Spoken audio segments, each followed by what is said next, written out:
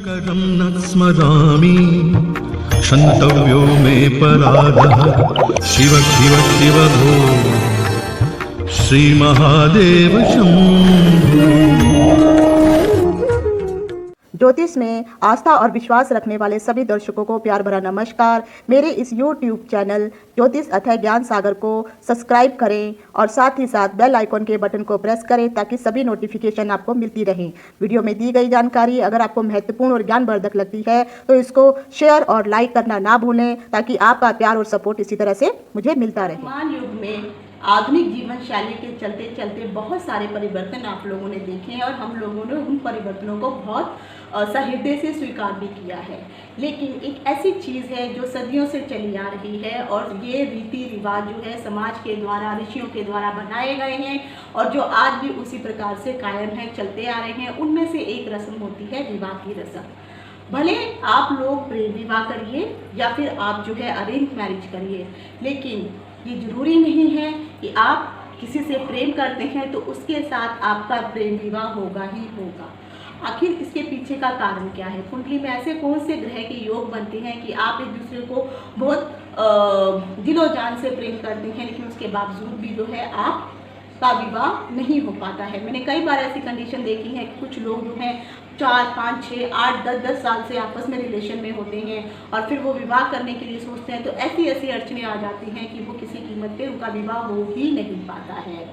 और विवाह की संख्या, विवाह की गणना अगर करेंगे तो शास्त्रों में विवाह को लेकर के 1, 2, 3 नहीं 8 प्रकार के विवाह के बारे में बताया है, जिसमें से जो सबसे श्रेष्ठ विवाह होता है उसे ब्रह्म विवाह की संज्ञा दी गई है और सबसे निम्न विवाह का जो श्रेणी में रखा गया है उसको कहा गया है 50 विवाह। शास्त्रों में गंधर्व विवाह को ही प्रेम विवाह की संज्ञा दी गई है और गंधर्व विवाह के अंतर्गत होता है क्या है, लड़का और लड़की जब आपस में राजी होते हैं ये अपने और तब जाकर के इन दोनों के बीच में प्रेम पनपता है और फिर ये अपने परिवारजन को बोलते हैं और वो भी राजी होकर के जो है इनका विवाह कर देते हैं। सच्चे प्यार के लिए जरूरी होता है कि सचमुच में आपकी कुंडली में इस प्रकार के योग बन रहे हैं कि क्या आप जिससे प्यार करते हैं क्या वो प्यार आपको मिल पाएगा या नहीं मिल पाएगा। पिछले वीडियो में मैंने आपको ये बताया था। आज के इस वीडियो में मैं आपको बताने वाली हूँ कि आपकी कुंडली के योग, आप किसी के साथ काफ़ी लंबे टाइम से रिलेशन में है, डेट पे है, लेकिन उसके बावजूद वो कुछ समय मतलब एक लंबा 4-5 साल का टाइम हो गया आपका ब्रेकअप हो जाता है,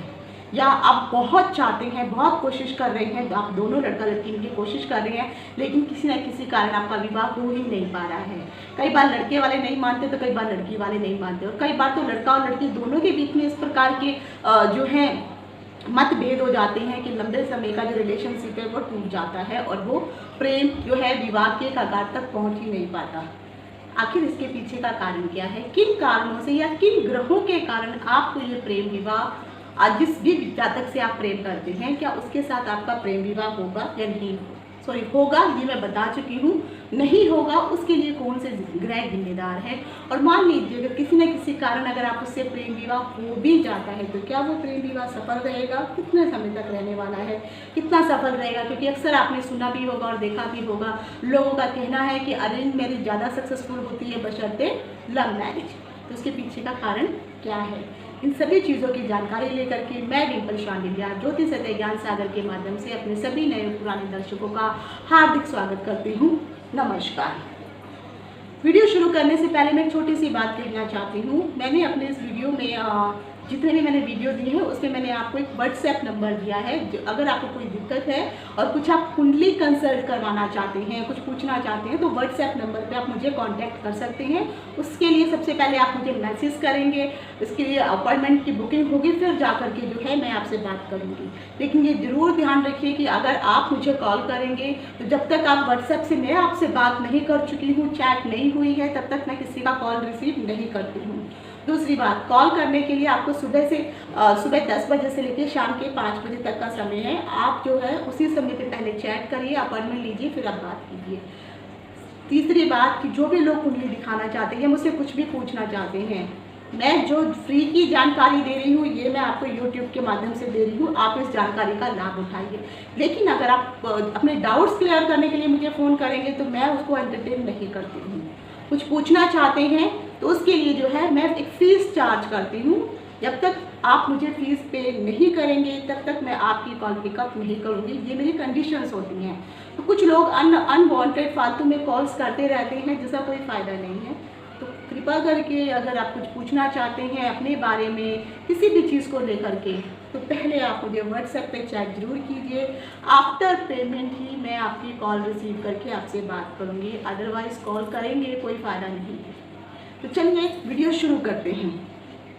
सच्चे प्यार के लिए जो ज़रूरी चीज़ है वो आपकी कुंडली में अगर देखा जाए तो शुक्र ग्रह का मजबूत होना बहुत ही ज़रूरी है। और ख़ासकर जो लोग लव मैरिज वगैरह करना चाहते हैं, तो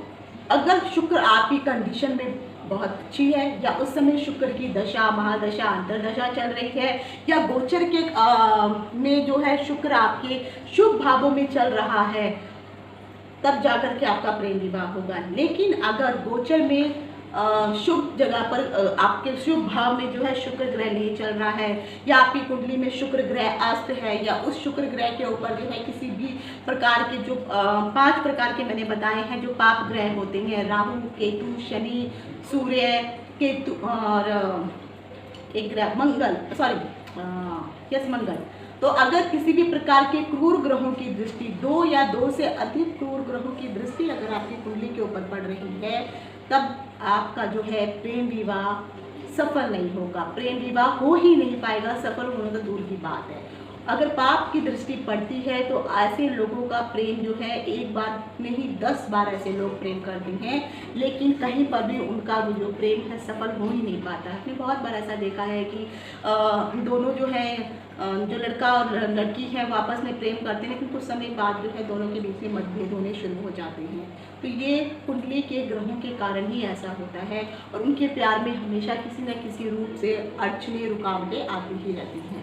सच्चे प्यार की तलाश करने के लिए हर कोई करना चाहता है, लेकिन ज़रूरी नहीं है कि ये सच्चा प्यार आप सभी को ही मिल जाए। लेकिन अब कुंडली का सबसे पहला जो मैंने कहा था, जो प्यार के लिए आपको देखना होता है वो पंचम भाव देखना होता है। दूसरा, आपको लगन का भी भाव देखना है। विवाह करना चाहते हैं तो उसके लिए आपको सप्तम भाव भी देखना होता है। तो कुंडली के 5वें भाव को ही प्रेम का कारक माना गया है। और अगर कुंडली का 5वां भाव पीड़ित है, वहाँ पे कोई क्रूर ग्रह है, क्रूर ग्रह की दृष्टि पड़ रही है, तब जाकर के आपके प्रेम विवाह में आपको दिक्कतें आएंगी। लेकिन अगर यहाँ पे शुभ ग्रह बैठा है या मान लीजिए कोई ग्रह नहीं भी बैठा है और किसी शुभ ग्रह की या 2 शुभ ग्रहों की भी पंचम भाव पे दृष्टि पड़ रही है,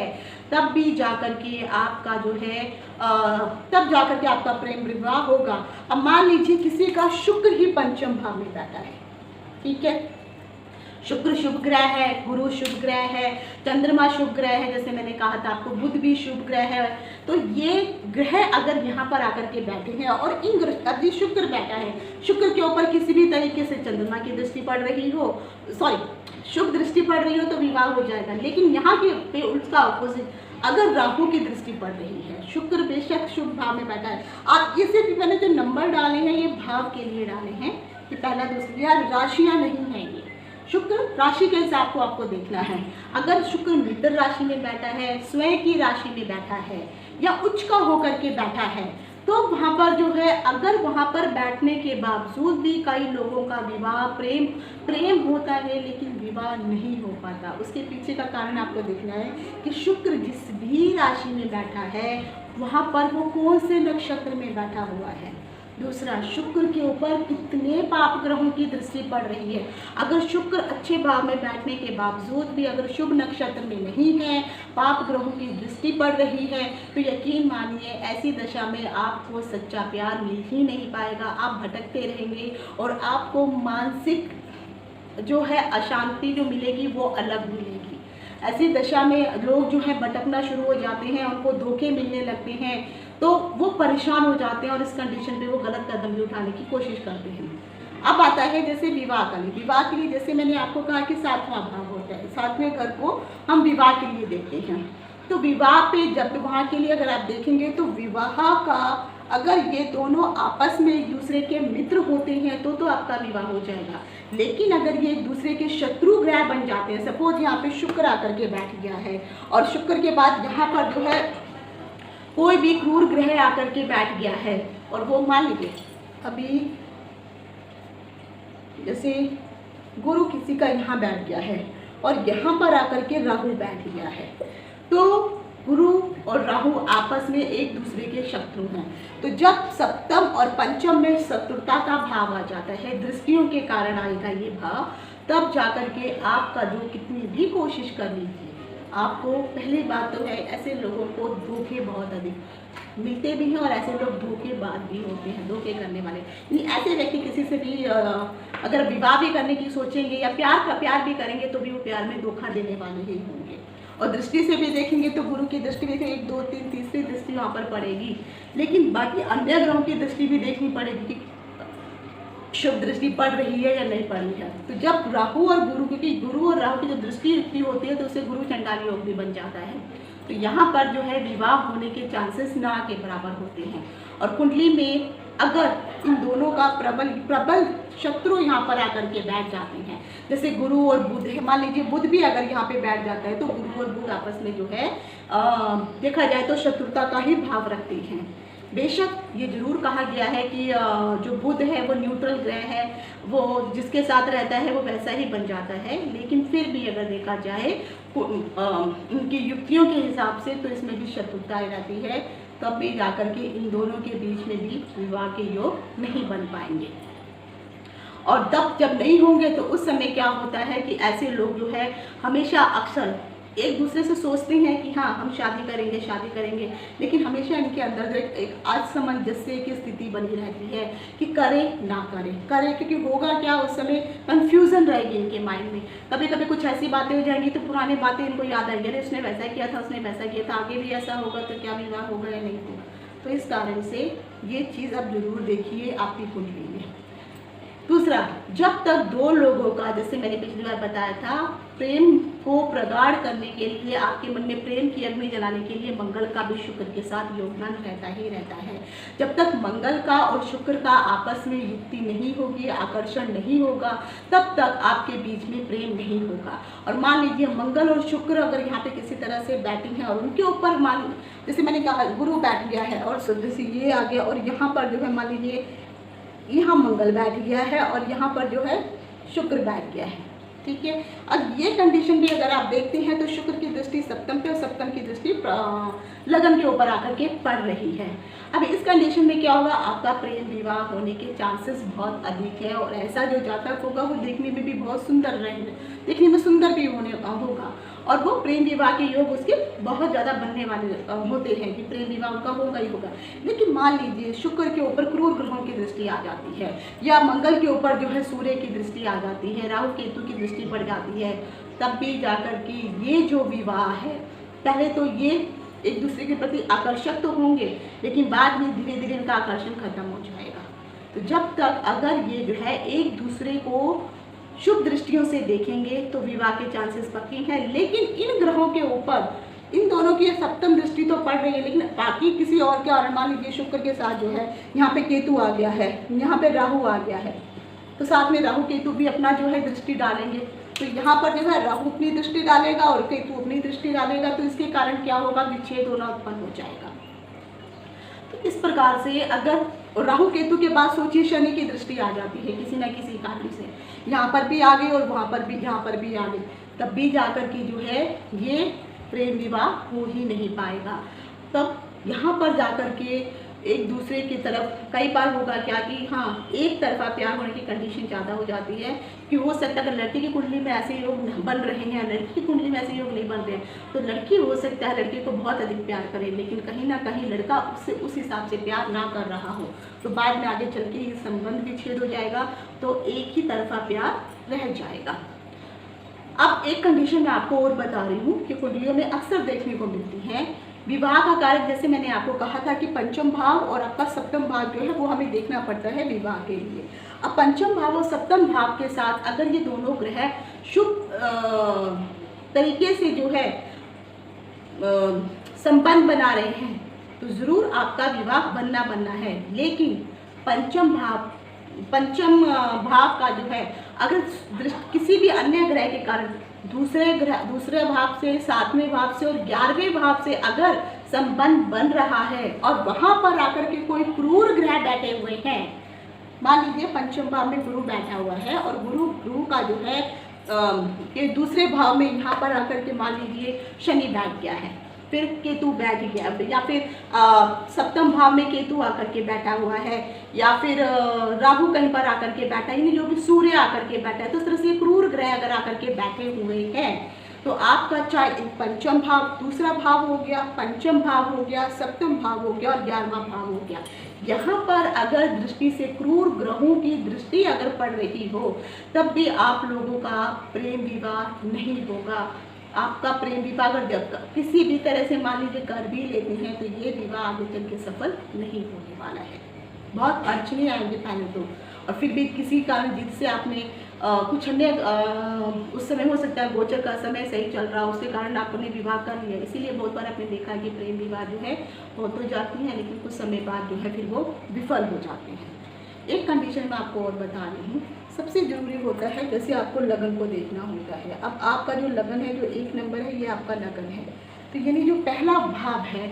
और जो ये पहले भाव को लगन कहते हैं, चौथे भाव को जो है सुख का भाव कहते हैं, छठे भाव को जो है शत्रु रोग ऋण रिपु का भाव कहते हैं, अष्टम भाव आपका गुप्त विद्याओं का और मृत्यु का भाव हो जाता है, 10वें भाव से आप अर्निंग देखते हैं और 12वें भाव से जो है आप सैया का भाव बेड प्लेजर यानी सुख का भाव, मतलब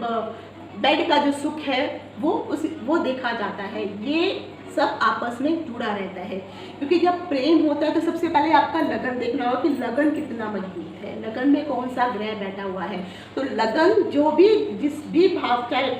किसी भी ग्रह का लगन हो या किसी भी राशि का अगर लगन बैठा हो, तो उस लगन में आपका जो है पंचम भाव के साथ अच्छी युक्ति होनी चाहिए, सप्तम के साथ उसकी अच्छी दोस्ती होनी चाहिए, तब तो आपका ये आगे चल के प्रेम विवाह होगा। लेकिन अगर लगन में आकर के लगन के साथ जो है, जैसे मैंने अभी आपको बताया, चौथा भाव सुख का भाव, छठा भाव, 8वां भाव, 10वां और 12वां भाव, ये भाव में अगर आप देखेंगे कोई इसके शत्रु आकर के बैठे हैं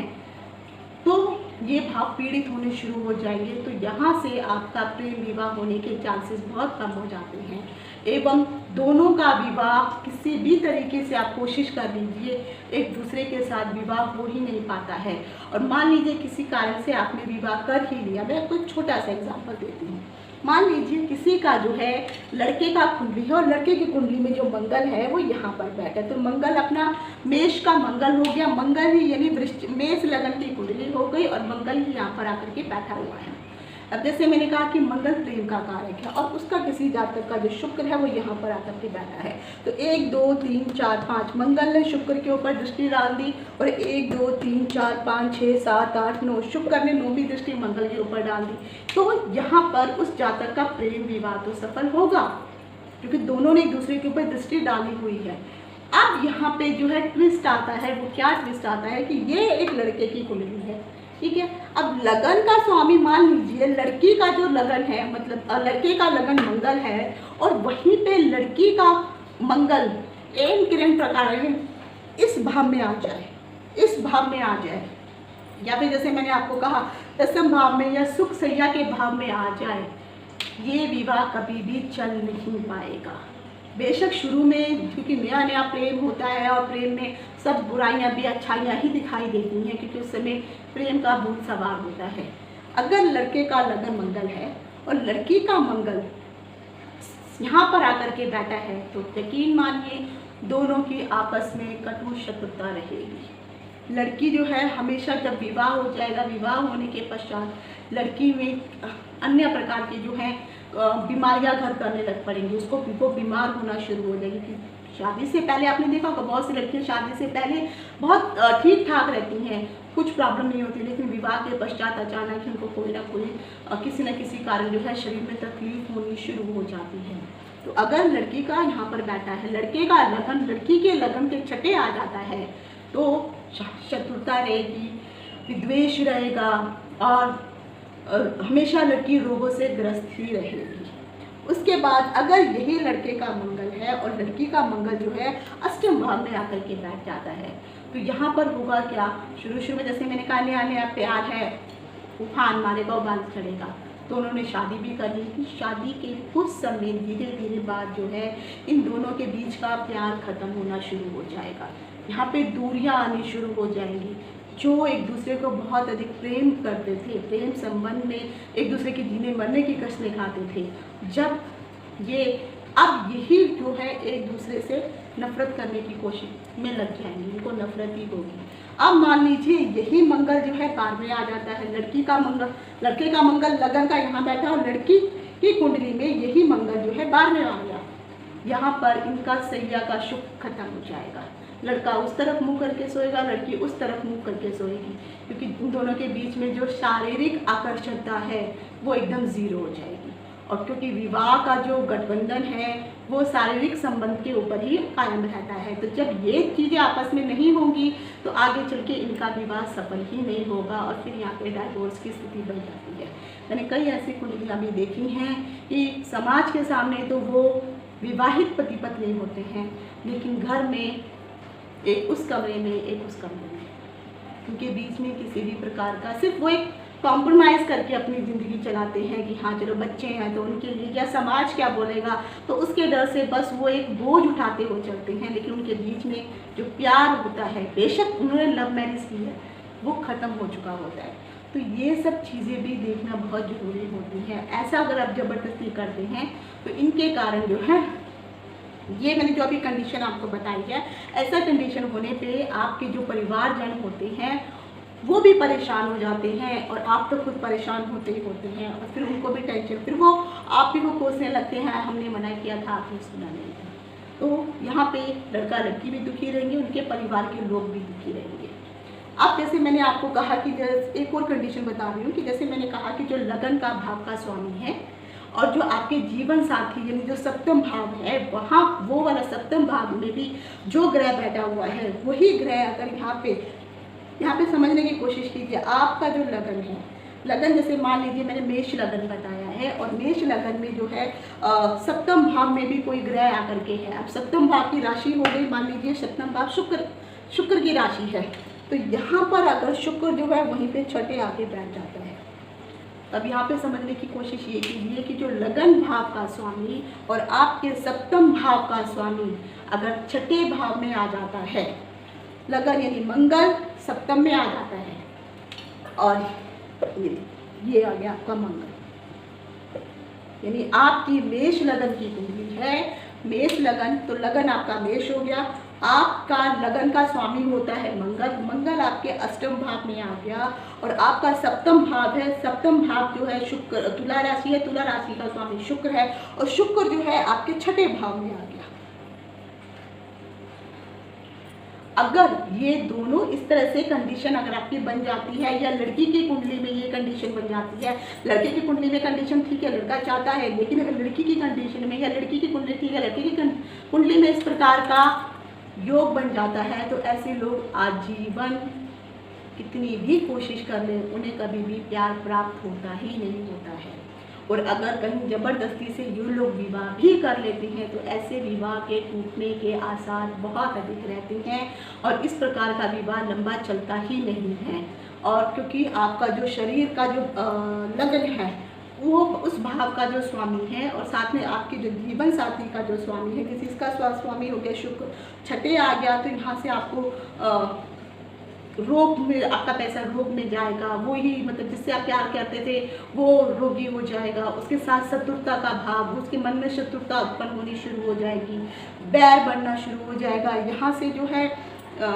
जैसे मैंने कहा कि आपके अंदर जो है प्रेम भाव नहीं रहेगा, कुछ ना कुछ जो है प्रॉब्लम चलती रहेगी, हमेशा आपका मन डाउट में रहेगा कि कहीं किसी आप दोनों के बीच में बनेगी नहीं, और फिर आपके मन में एक डाउट आएगा कि कहीं इसका अफेयर कहीं और तो नहीं चल रहा, या आदमी का अफेयर कहीं और ना चल रहा हो। तो इस प्रकार से अगर लगन का स्वामी छठे भाव में आ जाता है या अष्टम भाव में भी आ जाता है, तो वहाँ पर भी ऐसा प्यार कभी भी पनप नहीं पाता है, विवाह ये टूट ही जाता है। तीसरी कंडीशन जैसे मैं आपको बताती हूँ कि जिस तरह से ये मैंने अभी आपको इससे पहले जो बताई है, अगर प्रेम विवाह करना है तो उसके लिए शुक्र की और मंगल की मजबूती होना बहुत अधिक जरूरी है। अगर शुक्र आपका अस्त होगा तब भी मुश्किल होगी, अगर उसके ऊपर पाप ग्रहों की दृष्टि होगी तो हमेशा आपके प्यार में किसी न किसी रूप से रुकावटें आती ही रहेंगी। दूसरा, सप्तम भाव भी मान लीजिए अगर अच्छा है और यहाँ पर सप्तम भाव में अगर शुक्र भी आकर के बैठ गया है, मान शुक्र भी, क्योंकि शुक्र की राशि और यहाँ पे शुक्र आकर के बैठ गया है तब, और इसके ऊपर 2 से अधिक पाप ग्रहों की दृष्टि भी आ जाती है, सपोज राहु की दृष्टि आ गई या केतु की या शनि की दृष्टि आ गई, तो यहाँ पर पाप ग्रहों की दृष्टि आने के कारण आपका प्रेम विवाह नहीं हो पाएगा। अगर आप कर भी लेती हैं तो वो प्रेम विवाह विच्छेद हो जाएगा, वो टूट जाएगा, तो विवाह यहाँ पे भी नहीं। तो हाँ, जब आप किसी से विवाह करने लगते हैं तो उस समय जो है आपकी दशा महादशा ये सब चीज़ों को भी देखना बहुत अधिक जरूरी होता है। आप किसी से भी प्रेम करिए, पर मैं ये कहती हूँ शादियाँ बार बार नहीं होती। प्रेम करने के ये ज़रूरी, ये तो ठीक है कि हम जब किसी से प्रेम करते हैं तो कुंडलियाँ नहीं मिलाते, लेकिन फिर भी आप कितना भी प्रेम करते हैं किसी से, विवाह करने से पहले कुंडलियों का मिलान अवश्य करवाइए। अगर कुंडली में कहीं पे देख रहा है कि कई बार मैंने ऐसे भी योग देखे हैं कि लड़का लड़की आपस में विवाह करते हैं और 2-3 साल में ऐसे लड़की की कुंडली में कुछ ऐसा योग हो जाता, विधवा योग होता है, तो 1-2 साल के अंदर लड़के की ही मृत्यु हो जाती है, या लड़के की कुंडली में कुछ ऐसा योग होता है कि लड़की की कुंडली में लड़की की मृत्यु हो जाती है। तो ये सब चीज़ों को जांचना बहुत अधिक जरूरी है। अब अगर मैं आपको कुछ उपाय बताने वाली हूँ कि अगर आप प्रेम विवाह करना चाहते हैं और कुंडलियों के कारण, जैसे मैंने जो जो चीज़ें बताई हैं, ये सब चीज़ें जो है नहीं हो रही हैं, लेकिन फिर भी कई बार गोचर की वजह से या किसी अन्य दशा महादशा की वजह से भी कई बार कुछ प्रॉब्लम्स आती हैं, और तब आप विवाह करने की कंडीशन में है और सब कुछ आपका ठीक ठाक, आपने किसी को दिखा दिया लेकिन पेरेंट्स नहीं मान रहे हैं या कोई और कारण है, तो उसके लिए कुछ आप उपाय कर सकते हैं। तो उपाय करने के लिए खासकर जो यहाँ पे दिक्कत आ जाती है परिवार की, क्योंकि परिवार, कई लोग, पारिवारिक जो लोग हैं वो प्रेम विवाह को एक्सेप्ट नहीं करते। तो प्रेम विवाह को एक्सेप्ट कर ले, परिवार की अनुमति आपको मिल जाए, तो कोई ना कोई जो है आप जो है उपाय करिए। उस उपाय के करने से जो है आपका प्रेम विवाह हो जाएगा, पर बशर्ते कुंडली में वो जो प्रेम विवाह है वो चलने लायक होना चाहिए। तो सबसे पहले एक बताया गया, शास्त्र में एक बात बोली गई है कि राधा और कृष्ण का जैसे देखिए प्रेम अमर है। हाँ, ये सबको पता है दोनों का विवाह नहीं हुआ, लेकिन उनका प्रेम का प्रतीक है। तो ऐसे में अगर आप उन्हें प्रसन्न करना चाहते हैं तो कहा गया है कि उनको जो है मिश्री का भोग लगा, मिश्री और मक्खन का जो भोग है आप उनको लगाइए। भगवान कृष्ण को और राधा को प्रसन्न कीजिए, और हो सके तो भगवान कृष्ण को जो है मंदिर में जाकर के राधा और कृष्ण को जो है मंदिर में जाकर के आप उनको जो है बांसुरी भेंट करिए। इससे जो है आपके प्रेम के विवाह के योग बनेंगे। दूसरा है, अगर किसी भी प्रकार से आपके प्रेम विवाह में रुकावटें आ रही हैं तो वहाँ पर आप माँ दुर्गा की उपासना कर सकते हैं। माँ दुर्गा के मंदिर में जाकर के आप उनको लाल साड़ी अर्पित कर सकते हैं, मंदिर में एक ध्वजा अर्पित कर सकते हैं, इससे भी आपको जो है लाभ मिलता है। तीसरा उपाय है शिव भगवान के लिए, कि शिव और पार्वती का जो स्वरूप है वो एक पूरा संपूर्ण पारिवारिक स्वरूप है। तो अगर आप प्रेम विवाह के इच्छुक हैं तो भगवान शिव के स्वरूप को यानी मंदिर में जाकर के शिवलिंग के ऊपर जो है रुद्रा अभिषेक जरूर करवाइए, और खासकर दोनों मिलकर, ये जो भी आपको उपाय करवा बोल रही हूँ मैं, ये दोनों वर और कन्या दोनों को एक साथ मिलकर करने हैं। तो वहाँ पर जाकर के रुद्राभिषेक करवाइए, उनको दूध दही शहद पंचामृत इन सबसे जो है उनका रुद्राभिषेक कीजिए, और धीरे धीरे जो है आप जिससे प्रेम करते हैं उससे आपके विवाह के योग बन जाएंगे। लेकिन जो भी आपको उपाय करने हैं शुक्ल पक्ष में पूर्ण जो समय जब चंद्रमा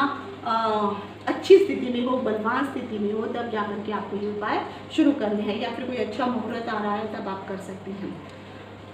अब एक उपाय मैं और बता रही हूँ। मान लीजिए आपका प्रेम विवाह हो चुका है लेकिन उसके बावजूद आपका दाम्पत्य जीवन ठीक नहीं चल पा रहा है, तो उसके लिए आप शिव और पार्वती दोनों का ही पूजन कीजिए। तो इससे भी जो है आपका विवाह के पश्चात जो दाम्पत्य जीवन में खटास आ गई है वो खटास धीरे धीरे समाप्त हो जाएगी। और जैसे मैंने कहा है कि प्रेम विवाह करना है तो आप रुद्राभिषेक करिए। प्रेम विवाह करने के लिए गुरु ग्रह का होना, शुक्र ग्रह का होना, मंगल ग्रह का शुभ होना बहुत जरूरी है। तो अगर आपकी कुंडली में कहीं ना कहीं ये ग्रह खराब स्थिति में चल रहे हैं और आप चाहते हैं कि आपका प्रेम विवाह हो, तो आप इन ग्रहों के मंत्रों का, गायत्री मंत्रों का, दीप मंत्रों का जाप कीजिए। आपकी जो समस्याएं हैं वो दूर हो जाएंगी और उसके बाद जो है प्रेम विवाह करने के लिए कृष्ण का कुछ गायत्री मंत्र है, कृष्ण के कुछ मंत्र हैं, जैसे है क्ली कृष्णाय गोविंदाय गोपी जल वल्लभाय स्वाहा, ये एक मंत्र है। इस मंत्र का आप जाप कर सकते हैं। या राधा कृष्ण से जुड़ा हुआ कोई भी ऐसा मंत्र जो आपको याद हो जाए आराम से, तो वो मंत्र का आप कम से कम डेली जो है हर रोज़ शुरू कीजिए और 108 बार उनका जाप कीजिए, इससे भी आपको लाभ होगा। शुक्ल पक्ष के किसी भी गुरुवार के दिन आप भगवान विष्णु और माता लक्ष्मी की मूर्ति के आगे जाकर के जो है एक स्वास्तिक की माला आती है, या फिर